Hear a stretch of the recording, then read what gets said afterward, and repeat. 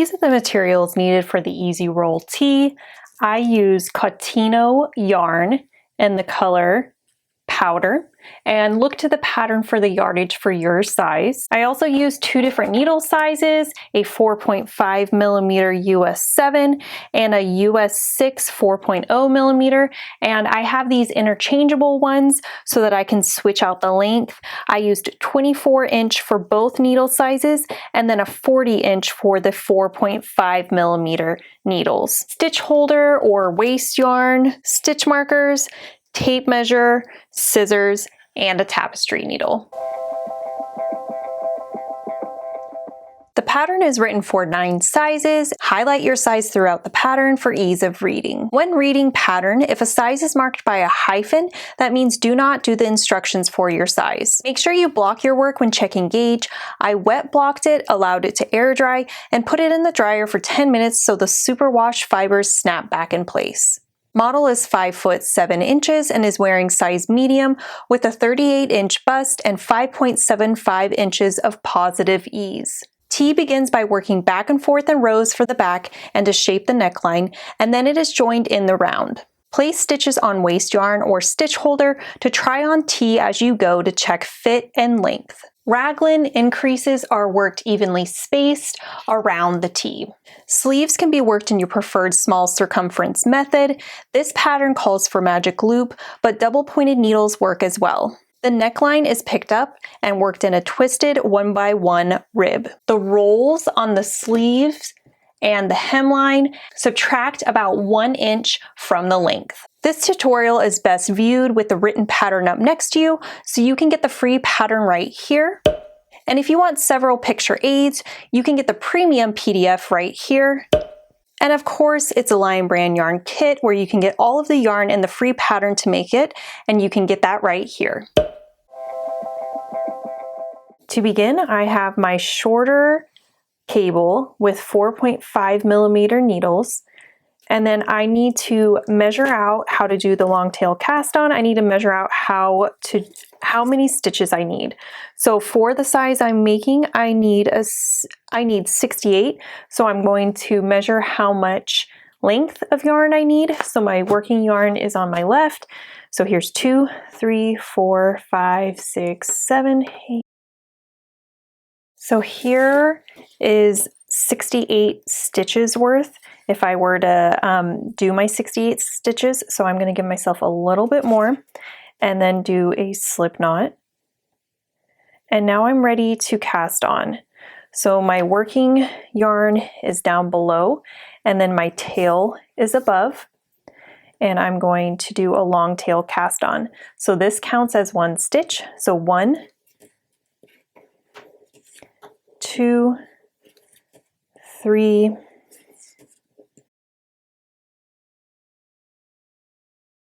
67, 68. So I have my 68 stitches casted on. I'm ready to do row 1. Row 1 is going to use stitch markers. So I do have those ready. So I begin by doing a knit front and back. So you start like normal with knitting. And then instead of taking that stitch off like you normally would, you're going to make it bigger so that you can then tip your needle this way, go through the back and knit the back. Let me try again, I split the yarn. There we go. So now I have 2 stitches from that 1 stitch, and then I take it off my needle.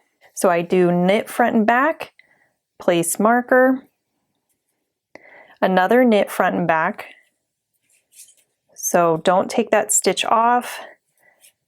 Turn your needle so you can work through the back and then knit through the back. And we just created another stitch. For my size, it now says I need to knit 11. 1, 2, 3, 4, 5, 6, 7, 8, 9,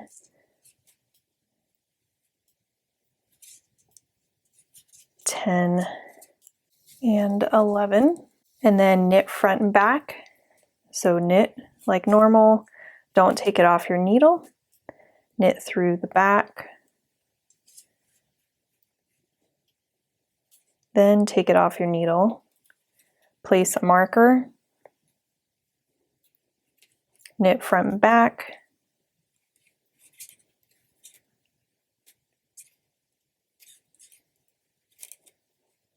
Now we're to our back stitches. So it says I need to knit 38 for my size. 1, 2, and 38. Knit front and back. Knit the front. Don't slip it off. So you can knit from the back. Place marker. Knit front and back. Knit 11. Let me do that again.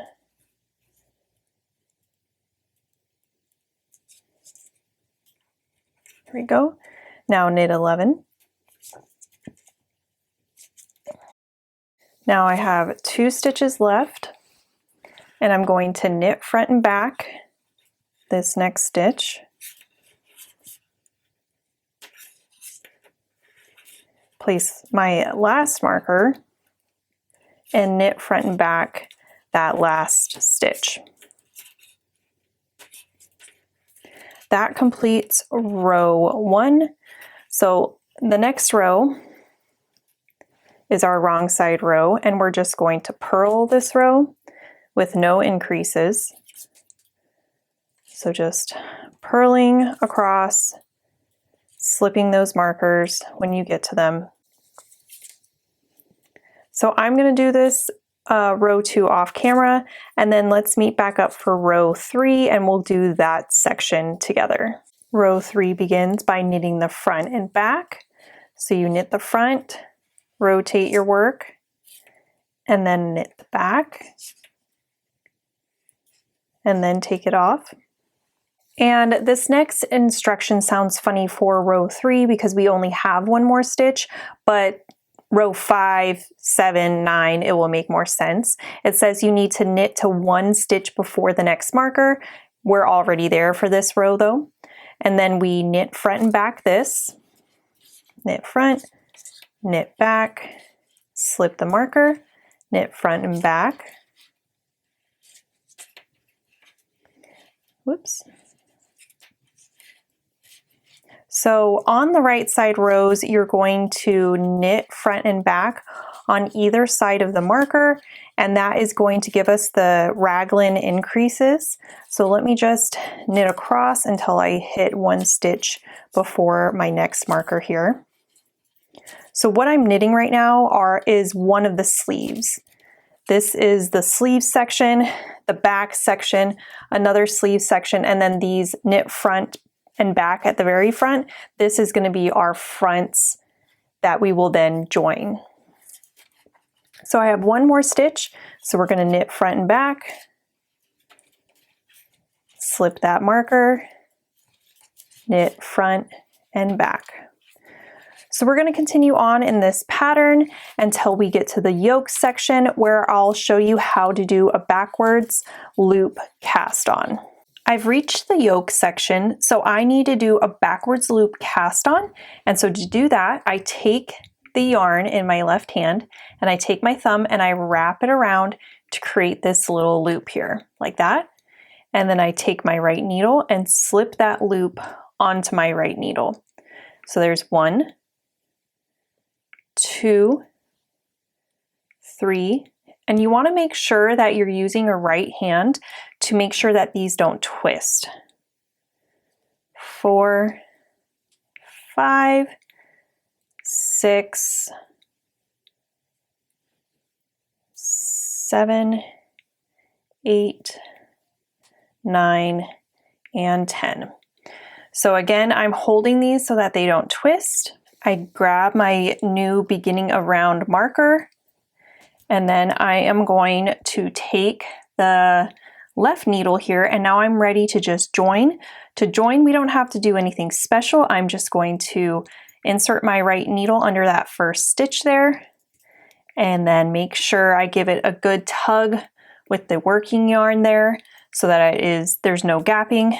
I slide that off, and that is our first stitch for this round. So for round 1, it says we need to knit to 1 stitch before our marker.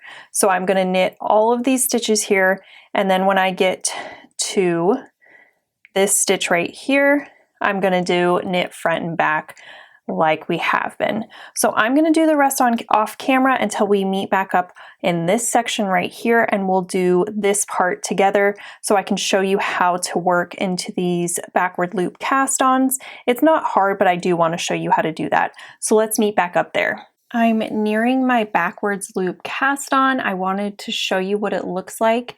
So all of the stitches are facing their same way. There are no twists. This is my beginning of round marker, but let me just get to that section real quick and I'll show you how to work into those stitches.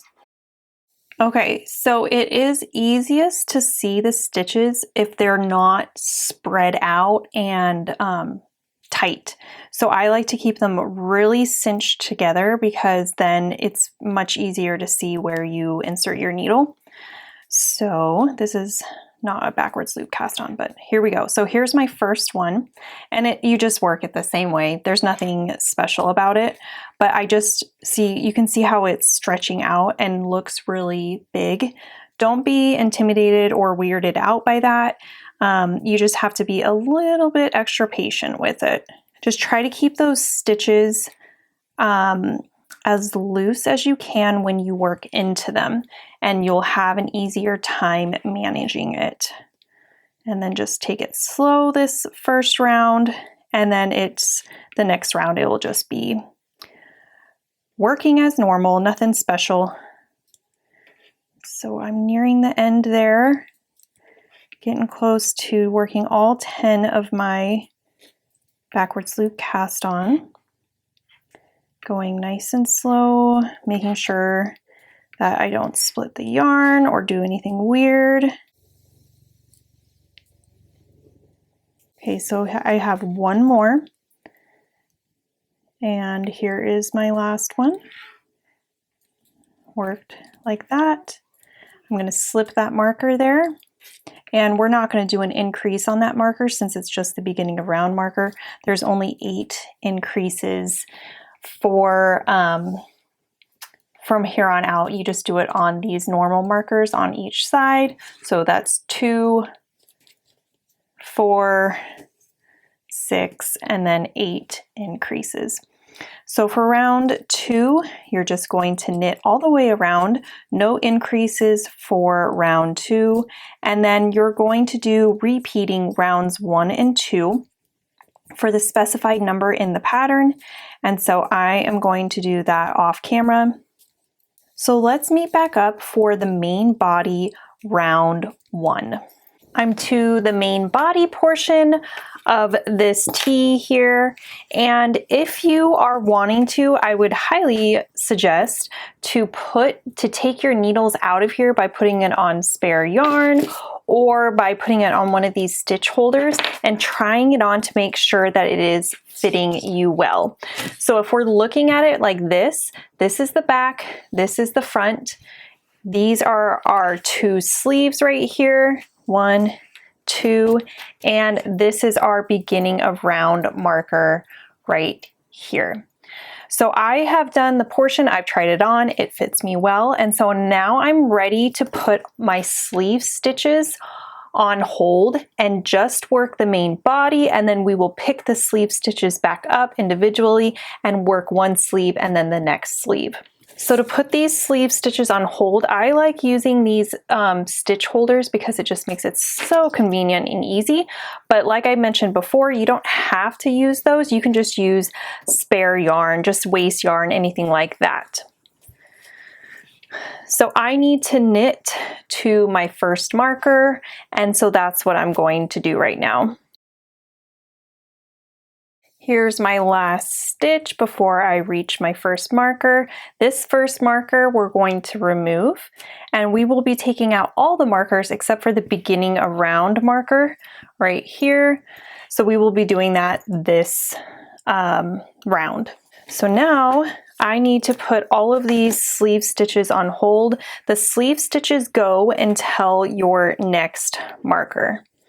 So my next marker is right here. So I need to put all of these stitches on my stitch holder.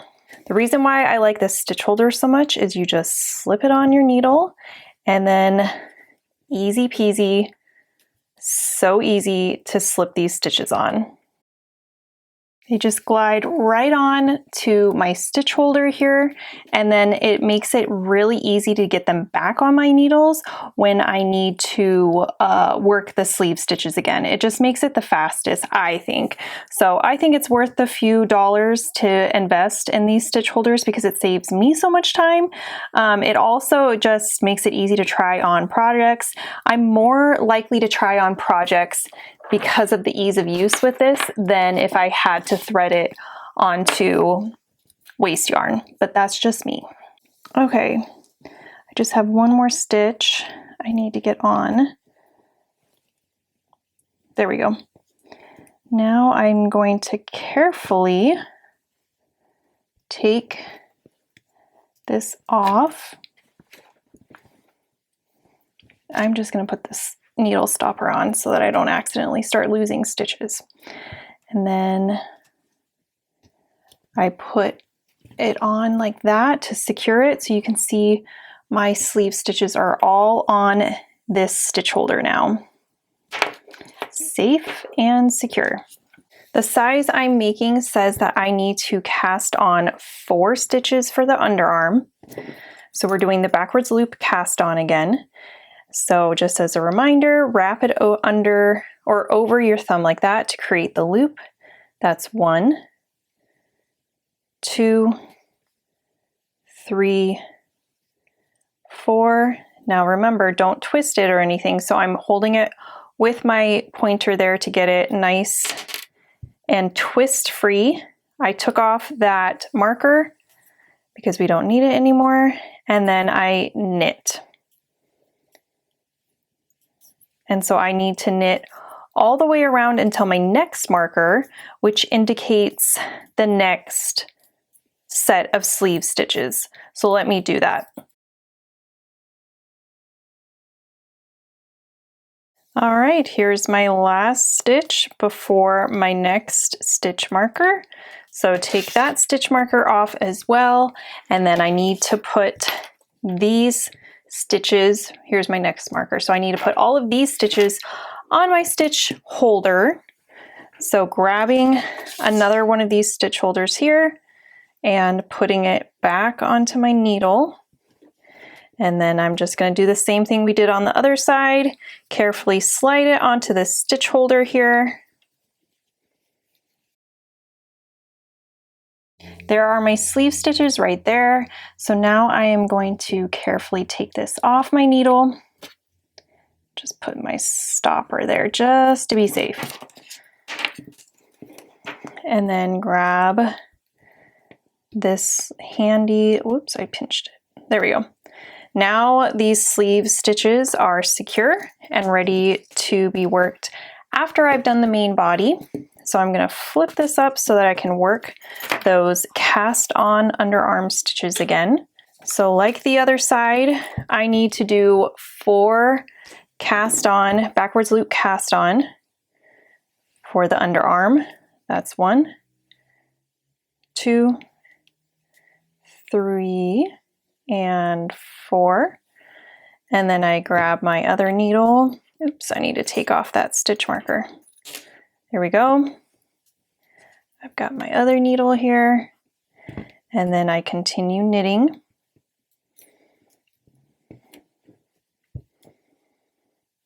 Now I'm joined to the front.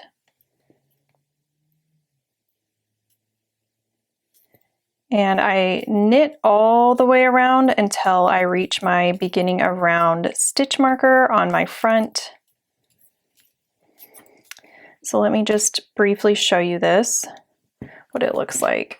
You can see this is my beginning of round marker right here. I still need to knit all the way to here, but I just wanted to show you what these sleeve stitches look like. So you can see here that we have our little sleeve right here. It's starting to take shape, and now we have our main body. You can see how that looks. So I'm just going to continue, and you can see the other one on this side as well. Here's our sleeve. So I'm just going to continue doing this off camera. The next row for this section is just knit all the way around, and I've shown you how to work into these backward loop cast-ons. It's not tricky, but just work it carefully so you don't split the yarn in that section. And so you're going to work just knit evenly all the way around until this many inches. And for this pattern, it does have a subtle roll in it. That is how it was designed. So I'm going to continue on with that. So let's meet back up for the sleeve section. I wanted to show you, I've already done one side for the sleeve.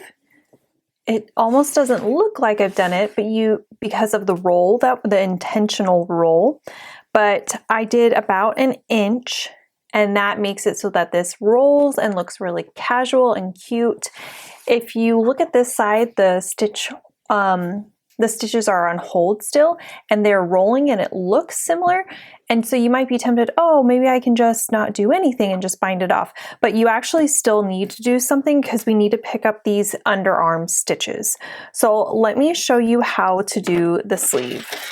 First, I need to get it back on my needle.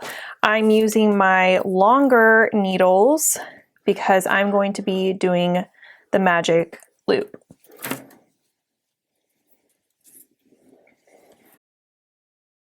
So you can see the 4 stitches I'm going to pick up. 1, 2, 3, and 4, and I'm going to be picking up 2 strands for each stitch. I have my stitch markers right here because I'm going to be placing one right here, here, and here. The one in the middle indicates the beginning of round, and then the other 2 stitch markers are to help us know where to do our decreases, because we're going to be doing decreases on each side of the underarm to help minimize gapping that happens typically with underarm pickups. So I placed 1 stitch marker, and now I am going to pick up 2 stitches. So going in this stitch here, here's 1, and then 2. Again, I'm going under 2 strands. Place my marker for beginning of round, pick up 1, and then for my size, I only need to pick up 2 on this side, and so I need to place another marker, and then pick up my last stitch. Now I'm going to knit all the way around until I reach 1 stitch before this first marker. So I'm going to be doing my magic loop method. So actually I want to not have my magic loop on the underarm.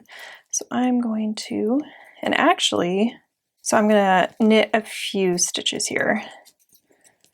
Okay, so you can see I've got my excess cable on that side, and now I need to do it on this side. So I pull out my right needle and then start knitting. So I'm not doing an in-depth tutorial on the magic loop method, but it is my favorite method to do small circumference areas. I usually do it for my sleeves because I prefer magic loop instead of double pointed needles. So I'm going to work all of these stitches on this left needle here and then do the magic loop on the other side as well. So I'm going to do that off camera, and we'll meet back up 1 stitch before our first stitch marker. I have 2 more stitches until I have 1 last stitch before my first marker. So there is my last stitch. I'm just slipping it because I need to get this slip marker off, and then I'm slipping it back because I am going to be knitting these 2 stitches together. You can see this is the first stitch we picked up, in the underarm, and then this is our last stitch for the sleeve stitches. And so this naturally wants to gap. So if we knit them together, it's going to help close that gap. So that is why we are doing this. So to knit two together, you go under both stitches as if to knit, and then you do just knit. So that is knit two together. This is really long right now because of the tail. If I cinch the tail up, it won't look so long. See, much better. Okay, and now we're going to knit to the end, which is just one more stitch for my pattern, for my size. My red stitch marker is my, my beginning of round marker. So I've hit my end.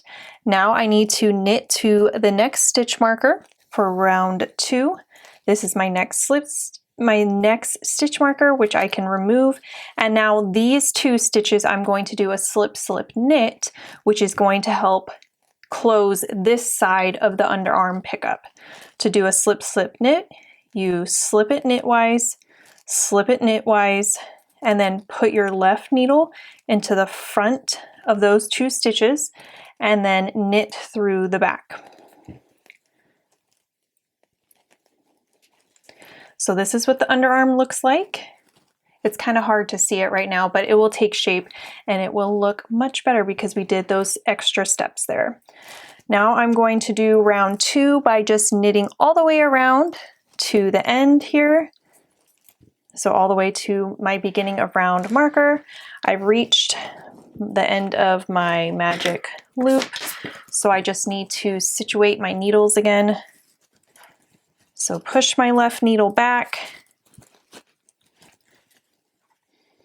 and then take out my right needle and then just continue knitting.